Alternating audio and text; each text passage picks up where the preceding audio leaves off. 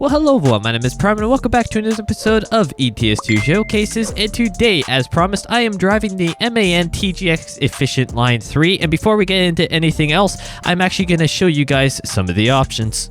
So for the Efficient Line 3, it was actually something that I had to figure out a little bit here because I didn't actually realize how this update was going to be implemented for the Efficient Line 3. So when you're configuring a TGX Euro 6 version of the MAN, essentially all the models are technically the Efficient Line 3. They've completely updated it to the new kind of look, but you also want to make sure, especially when you're talking about the exterior and interior options, and so I'll show that in just a second, especially for exterior, that you make sure it's on the 2019 options. Now, it should automatically do its stock. I've noticed it when I was doing, obviously, the truck that I'm driving in the video, but for example, believe it is this dot? Nope. This dot right here, see, it says stock 2019. Why it says 2019 is beyond me. Don't know why. It's kind of like with the Freightliner Cascadia, the 2022 version. It actually says 2020, so whatever on that one. And then it's this one down here. This is plastic and chrome, 2019 there as well. And if we go into the interior section as well, where you choose your package, you want to make sure you have the 2019 variants as well, because if we go to just the standard exclusive, look at the difference. They've really cleaned it up and modernized a lot of stuff, especially when you take the jump, slightly bigger navigation, and just I guess you could say a bigger console area, and it's just layout has changed most definitely. More controls, different looks all the way around the cabin here.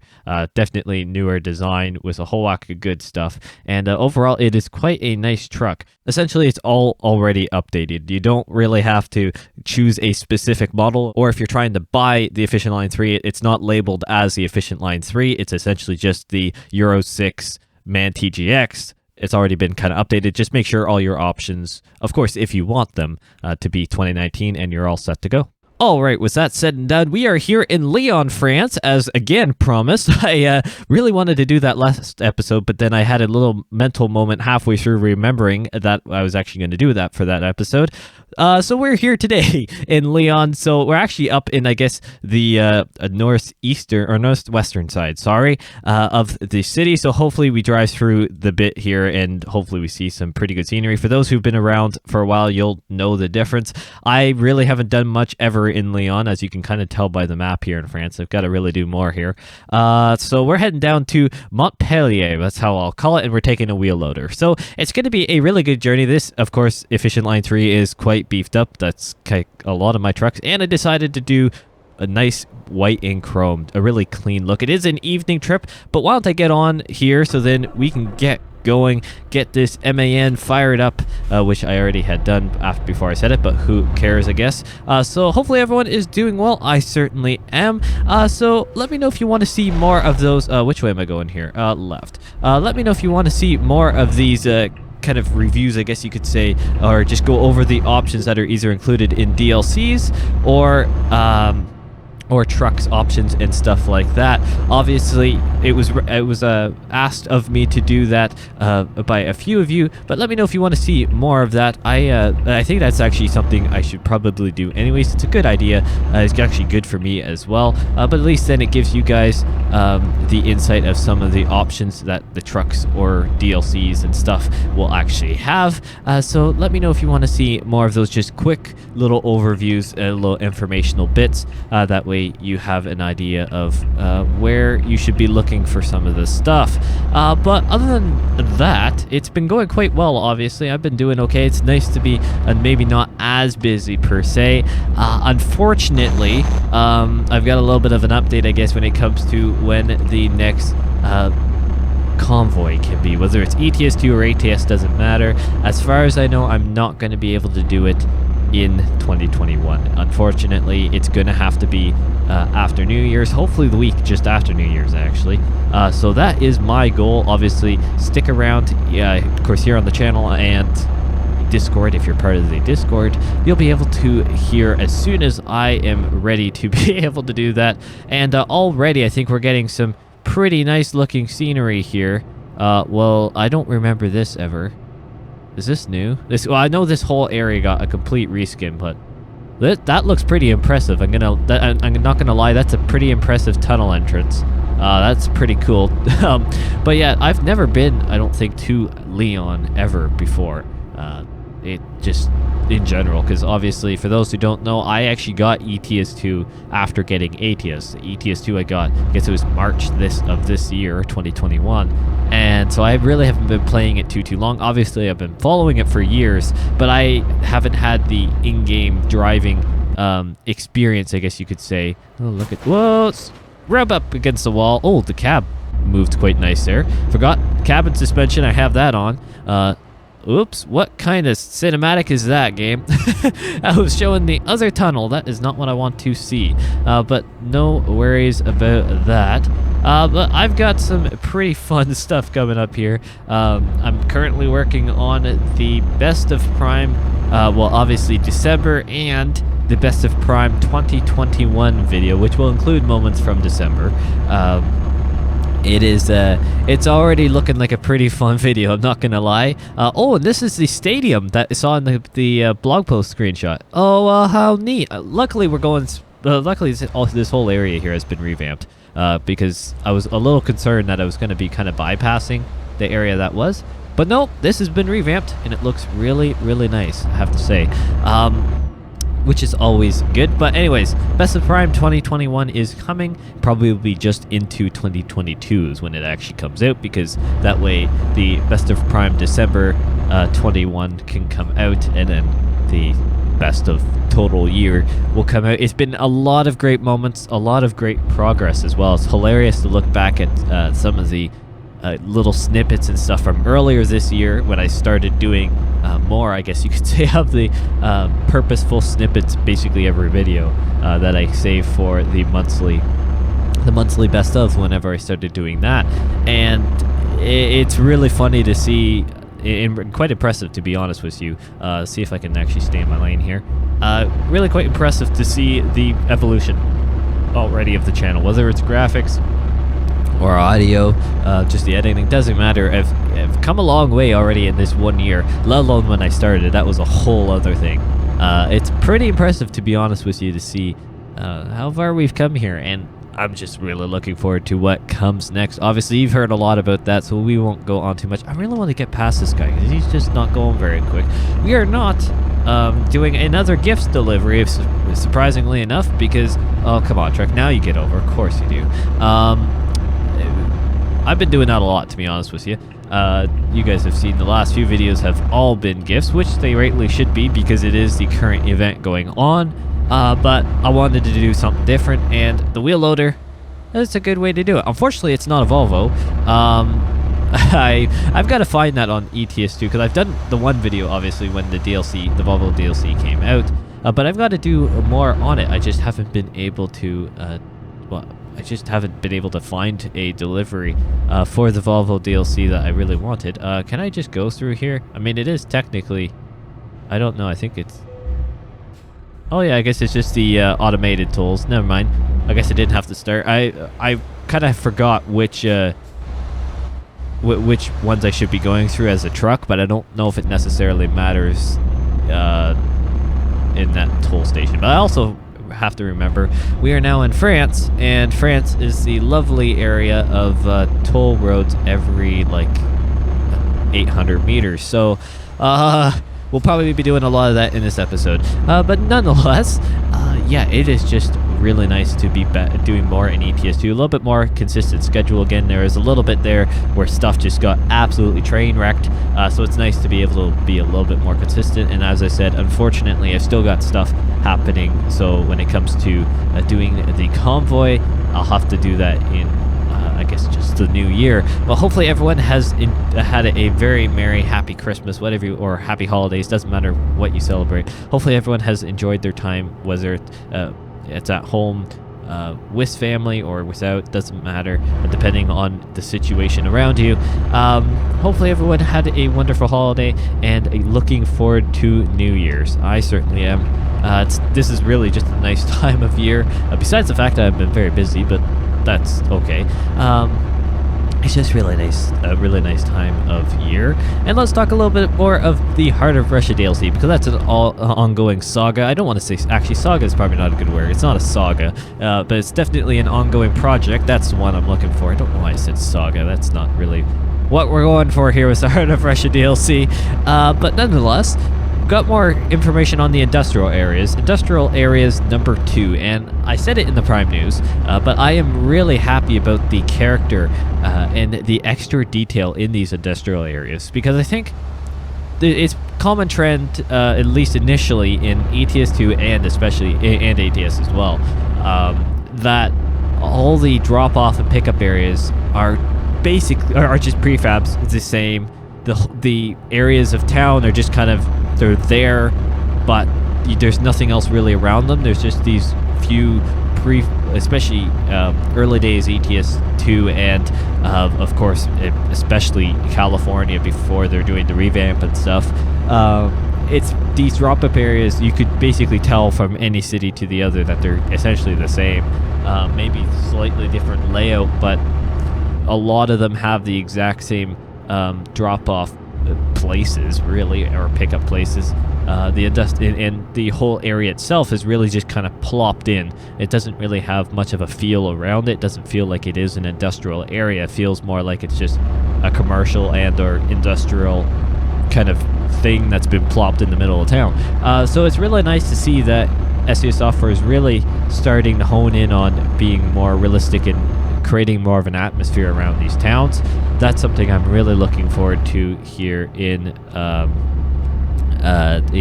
the Heart of Russia DLC, because it's really looking like there's a lot of emphasis on those details revolving around the surrounding area, not just the pickup locations and the details in that as well.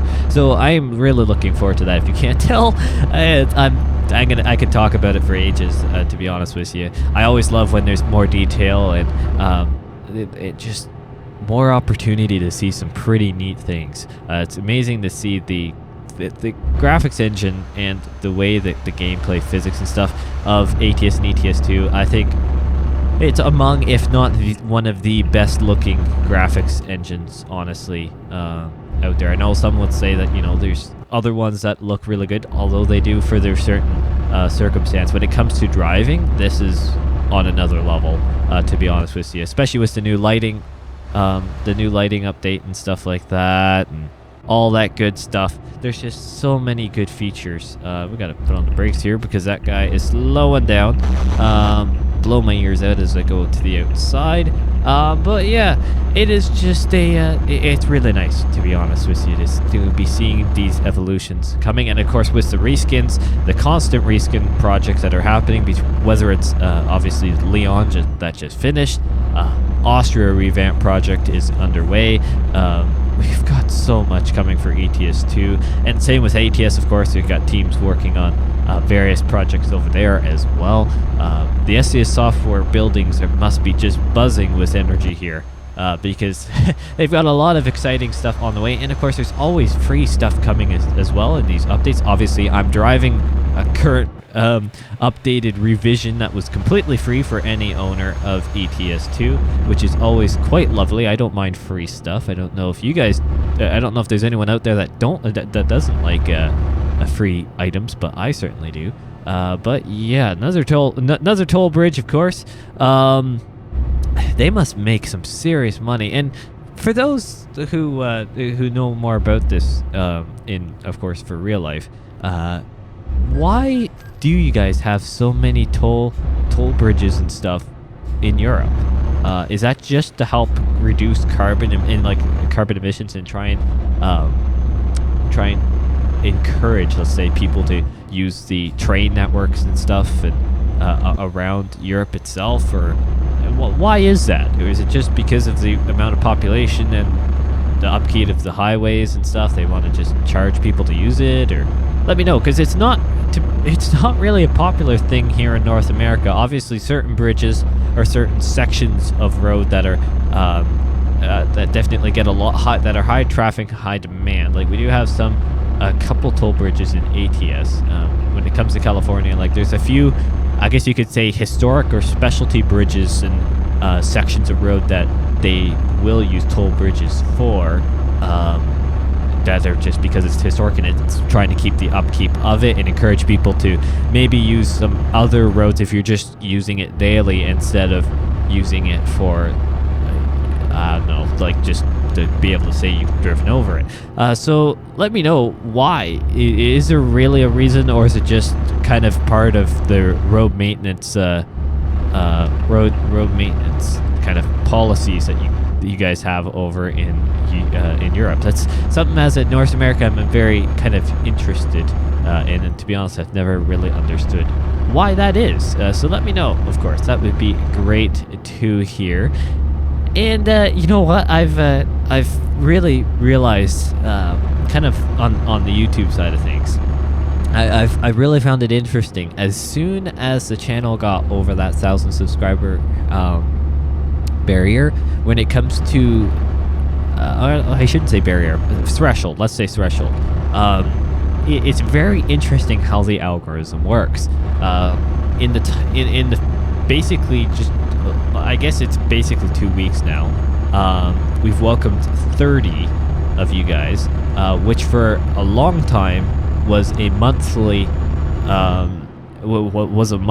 increase, if not by like two months increase amount. And I'm really speeding here, but hey ho, which is pretty hilarious. And then when it in a great way, of course, welcome to those new people around here. The other thing is that when it comes to all the exposure, I guess you could say, or the interactions and stuff like that, it's just shot up through the roof. Like, it's absolute insanity, of course, in a great way. And it's so interesting because it's always talked about, especially you see all the, you starting YouTube and whatever after your 1,000 subscribers. What is it actually like? Well, I'll tell you what it's like. Oh, we got to be exiting. Oh no. Oh no. Can we get over? Okay, there's no car right there. Don't hit the barrier, Prime. Oh no. Here we go. Prime missed his exit. How bad is it? Oh, it's really not that bad at all. Thank you, highway networks. We just aren't going to be going through Montpellier, which is a little disappointing.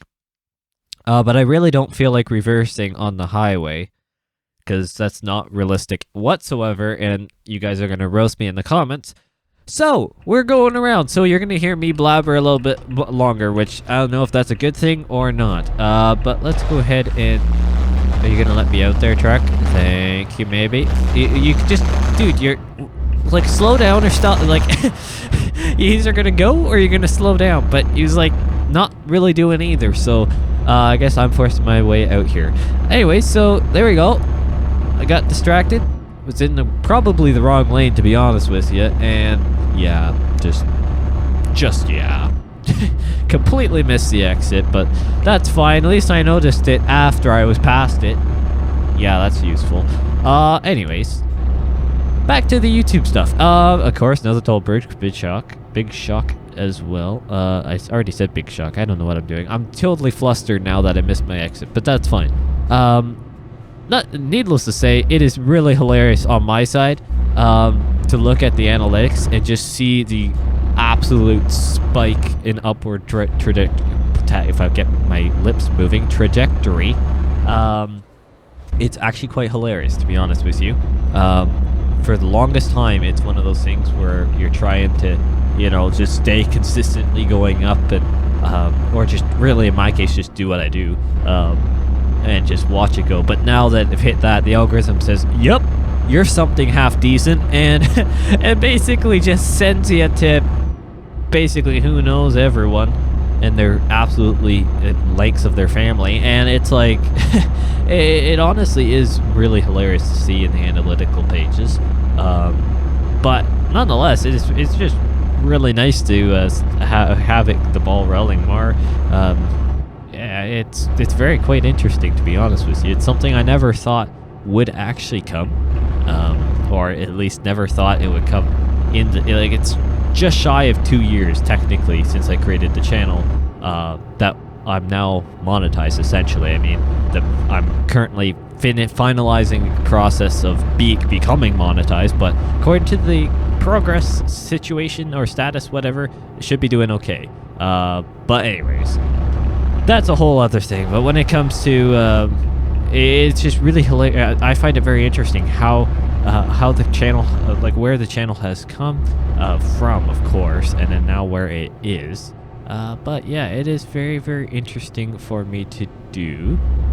You know, it's been a while since we've done anything evening based. I think whether it's ATS or ETS2, it's been quite a while. But man, does this scenery just look lovely? These skyboxes, insane. Like, look at this area. It just looks so stinking good.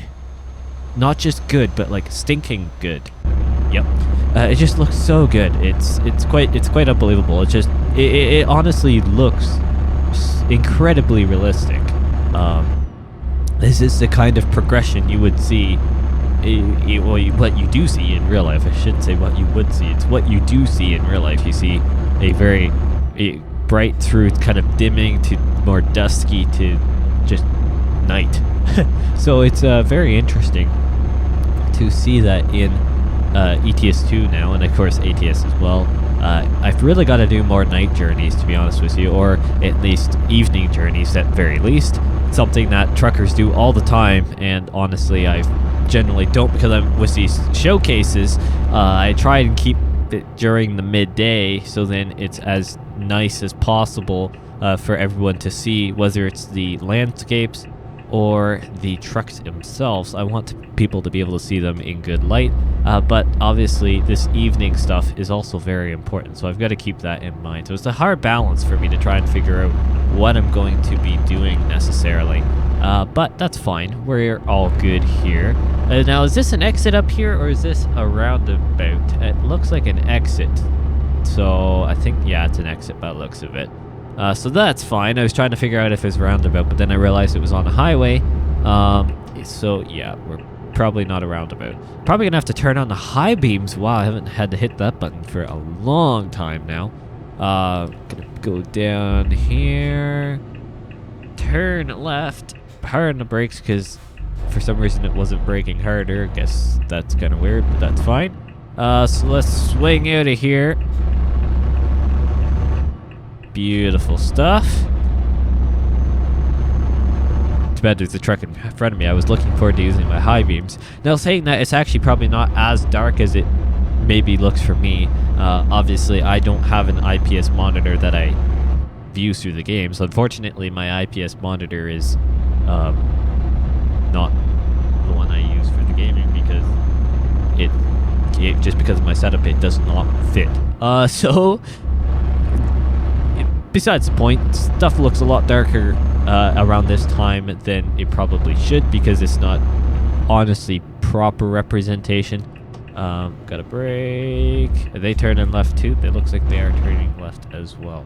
Where do I see the road? Oh, there it is. I have a very short, oh, they're turning as well, so we can go. It's a very, very short view distance I have.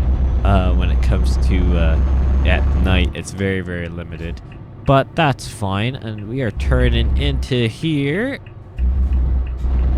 onto the gravel road with the wheel loader. That kind of makes sense. I almost forgot there for a second what I was hauling and wondering why I'm doing that. There, I can turn on the high beams, light up the night sky.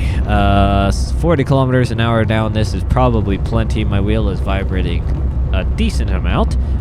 Don't want to push it too hard, because you never know if there's a pothole or two. Unfortunately, I can't really see that, I don't think, in ETS2, unless if I have to have my graphics quality up higher. That would be interesting if they actually had legitimate holes and stuff you had to watch out for every here and there. I know there's some rough spots every here and there with detours and random events, but it's not the same per se. So looks like we gotta go left up here into the driveway of the actual location. Your location, if you choose to accept it. If I choose to accept the drop-off location, I hope I do. Oh, steep up here. That was a pretty good incline, my friend. Gee whiz. Okay, where? Oh, that's the indicator. I was wondering why there's an extra light flashing there. Where am I dropping this thing off. It looks like it's over on this side of camp. So let's just see. Yeah, it's right back there. Okay. Well, that's not too bad then. Gonna fling it this way, come back this way to hopefully get my rotation going better. Probably don't need high beams on now because I'm kind of in a lighted, I was gonna say lit complex. Both literally and theoretically, I guess. Oh, I love the steerable axle on that trailer. That is my friend. You are my friend. I can't see the area back there because why couldn't I? There it is. Kind of. I don't even know where I'm aiming, to be honest with you. Okay, there's that. Okay, I'm gonna go forward and try and do it on this side. If I had a bigger or wider, if I had a widescreen monitor, it'd be great. Or if I just use track IR or something. Well, I don't know, because if I had more monitor size, that'd be great. I don't know what I'm doing here. Okay, here we go. Oh yeah, I was nowhere close. It'd be great because that way I could very, very easily see my mirrors and stuff. Unfortunately, due to the simple size of my monitor, it is very, very difficult. And I have no idea where I'm going. I should have checked the other mirror. That probably would have helped there, but we'll pull forward, try and get on a better angle. I think, yeah, I'm too far this side now. Oh, classic prime reverse. It's hard to jump between ATS and ETS2 with some time in between because it is the handling of the trailers are very different in the sake of how they react, because although the principle of reversing is the exact same, it's nowhere even close in reality because of how short the wheelbases are. But thank you guys so much for watching this episode of ETS2. I actually do really like the Efficient Line 3, and it's a nice revamp compared to the other, I guess you could, the main MAN TGX. It's nice to have the Efficient Line 3 finally in ETS2. Quite a nice delivery. Funny that I've missed the exit. It's been a while since I've actually done that, to be honest. I've been pretty good actually with the directions and overall cleanliness, I guess you could say, of these deliveries. But life happens, and you know what? You I miss an exit, if I can speak. And oh well, we'll move on to the next one. So thank you guys so much for watching, and I will see you in the next one.